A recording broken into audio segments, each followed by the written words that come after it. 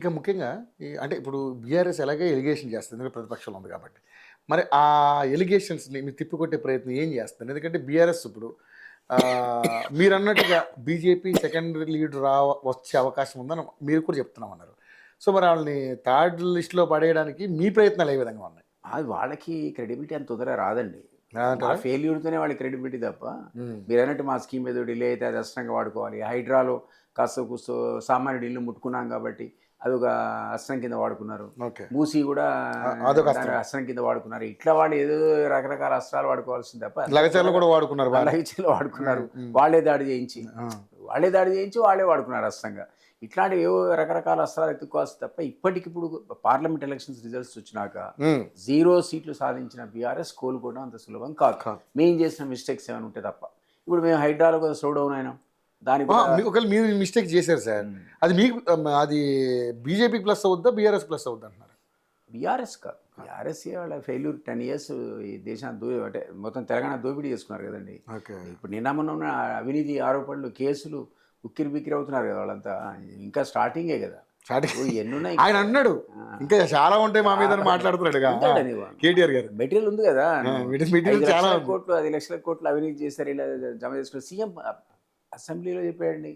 CM అన్నాడు BRS party తలుచుకుంటే ఈ రాష్ట్రానికి ఉన్న 7 లక్షల కోట్ల అప్పు లెక్కే కాదు కట్టం అన్నాడు. అంటే 7 lakh crores మీ దగ్గర ఉన్నాయంటున్నాడు ఆయన. ఏదో ఇంటెలిజెన్స్ రిపోర్ట్ లేకుండా, ఆధారాలు లేకుండా వేగ్గా చీఫ్ మినిస్టర్ అన్నాడు కదా. మీరు నేనంటే ఏదో ఒక తెలిసి తెలియక మాడం అనుకోవచ్చు. సీఎం అంటున్నాడు 7 లక్షల కోట్లు నీ దగ్గర ఉన్నాయని.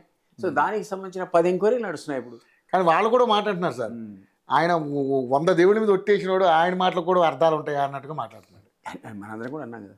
మీరన్నారు, నేనన్నా, మీడియా అన్నది అందరూ కూడా కూర్చారు. అది లూటీ చేస్తున్నారు, దోపిడీ అని. అందులో ఒక్క సీఎం అన్నది కాదు కదా. అందరి ప్రజల అభిప్రాయం కాబట్టి అధికారాన్ని మార్చారు. అయితే వాళ్ళకి థర్డ్ టైం ఈజీగా వచ్చేది.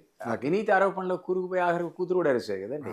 అమ్మాయి సంబంధం లేకుండా పోయి చేయబెట్టి 100 కోట్ల కోసం కృతిపడి అరెస్ట్ అయ్యి ఎంత డ్యామేజ్ అయింది అమ్మాయి. ఇప్పుడు ఈ కేటీఆర్ పరిస్థితి కూడా అంతే. ఆ 55 crores అవినీతో కాదో దేవుడారు ప్రొసీజర్ ల్యాబ్సెస్ కారణం నేనే అంటాడు ఆయన. ఆ మాట ఏమన్నాడు, అరెస్ట్ గురించి కూడా మాట్లాడుకుంటే నేను వచ్చేమంటాడు, ఆ ఆర్డర్స్ ఇచ్చింది నేనే క్లియర్ ఫస్ట్ చెప్పాడు. రూల్స్ అనేది నాకు తెలియదు. ఎవరు మరి రూల్స్ అసలు బాధ్యుడు నువ్వు. సంతకం పెడితే కింద రూల్స్ అన్నిటికీ నువ్వే బాధ్యుడు అండి. అధికారి అనేవాడు నెగటివ్ రిపోర్ట్ ఇవ్వచ్చు, పాజిటివ్ ఇవ్వచ్చు. దాని ఓవరాల్ తీసే అధికారం నీకే ఉంది. నీకున్న అధికారాలు నువ్వు వాడుకొని మాకు ఆర్డర్స్ ఇచ్చావనే మాట అరవింద్ కుమార్ అంటున్నాడు. ఆయన అన్నాడు కదా, ఆయన ఆర్డర్స్ ఆయన అరుంది కదా, ఆయన ఆర్డర్స్ని ఇంప్లిమెంట్ చేశాను అంతే అన్నాడు అరవింద్ కుమార్. ఆయన అన్నాడు నేను తర్వాత ప్రభుత్వానికి వచ్చేది మేమే, తర్వాత చూసుకుందాం ఇచ్చిపారే అన్నాడు కదా. స్టేట్మెంట్ ఇచ్చాడు ఆయన. అంటే దాన్ని నువ్వే బాధ్యుడు 100% దానికి. ఈవెన్ ప్రొసీజర్ ఇర్రెగ్యులారిటీస్ అయినా. కానీ ఆ ఫార్ములా రేస్ తీసుకొచ్చే కంపెనీ నీకు ఎలక్ట్రల్ బాండ్స్ రూపంలో 41 కోట్లు ఇచ్చిందని ఓపెన్ రిపోర్ట్లో ఉంది. అది ఎందుకు ఇస్తుంది నీకు? మీరు 100 రూపాయలు ఇవ్వచ్చు చందా, కేసీఆర్ మీద అభిమానం ఉంటే. నేను రేవంత్ రెడ్డికి 200 రూపాయలు చందా ఇవ్వచ్చు అభిమానం ఉంటే. నాకు ఉల్టా రేవంత్ రెడ్డి అయినా పని చేస్తే అది క్విడ్ ప్రో క్రో అవుతుంది. నీకు జరిగింది కదా ఇక్కడ. ఏ కంపెనీ అయితే నీకు 40 కోట్లు ఇచ్చిందో దానికి నువ్వు ఫార్ములా రేస్ ఇస్తావు. అది ఏమి జరగకుండా ఎంతో మంది అభిమానులు డబ్బులు ఇచ్చారంటే ఏం పర్లేదు, ఎలక్ట్రల్ బాండ్ లీగల్. అది చాలా కాన్ఫిడెంట్గా చెప్తున్నాడు. ఒక్క రూపాయి కూడా అవినీతి జరగలేదని. మీరు నమ్ముతారా? ఇప్పుడు అంత పెద్ద ఫార్ములా రేస్ నువ్వు తీసుకొచ్చి ప్రైవేట్ కంపెనీ కండక్ట్ చేస్తున్న సందర్భంలో అసలు వాడికి యాక్సెస్ ఎట్లా? వినడం అయితే నేను ఆ పేపర్ కూడా వచ్చింది. అది ఆయన బంధువుకు సంబంధించిన కంపెనీ 2 నెలల కింద ఎస్టాబ్లిష్ అయిందట, దాంతో కూడా అగ్రిమెంట్లట. ఎట్లా పాసిబుల్ అది?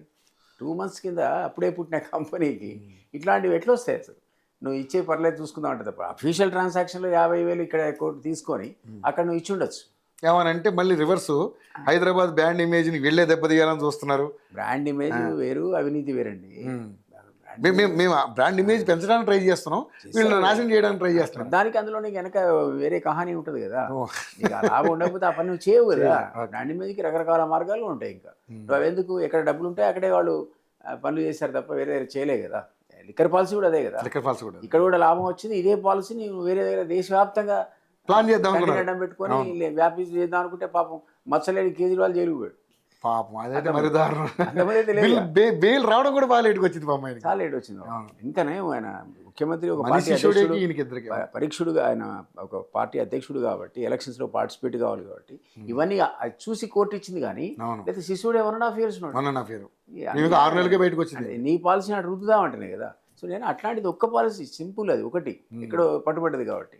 ఇక్కడ ఇది 55 బయటకు వచ్చింది కాబట్టి ఈడీ కూడా సుమోటో వచ్చింది మేము ఇచ్చిన కంప్లైంట్ కానీ లొట్టపీసు కేసు ఏదో అంటుండు. ఇప్పుడు ఉంటే ఉండొచ్చు, అదేదో వాళ్ళు తెలుస్తారు కదా. సింపుల్ లాజిక్ అండి. గవర్నర్ అనేవాడి దగ్గరికి పర్మిషన్కి రాసింది గవర్నమెంట్. ఎందుకు ఇస్తాడు governor permission? Just like that లొట్టపీస్ కేసు అయితే ఆ లీగల్ ఒపీనియన్ అడిగాడు కదా, ఇదని ప్రాసిక్యూట్ చేద్దామా వద్దా అనే లీగల్ ఒపీనియన్ వచ్చినాక వాళ్ళు కూడా ప్రైమ్ ఆఫ్ వేసి ఇందులో ఏవో ఆధారం అనుకున్నాకనే లీగల్ డిపార్ట్మెంట్ వాళ్ళకి ఒపీనియన్ ఇచ్చి ఉంటుంది గవర్నర్ గారు. అందుకనే ప్రాసిక్యూషన్ పర్మిషన్ ఇచ్చాడు ఆయన. గవర్నర్ అంత ఈజీ కాదు. లొట్టపీస్ కేసుకు గవర్నర్ ఏమైనా పర్మిషన్ ఇస్తాడా? అందులో మా పార్టీ కాదు, అట్లాంటి లొట్టపీస్ అయితే ఆయన నాట్ నెసరీ అంటాడు.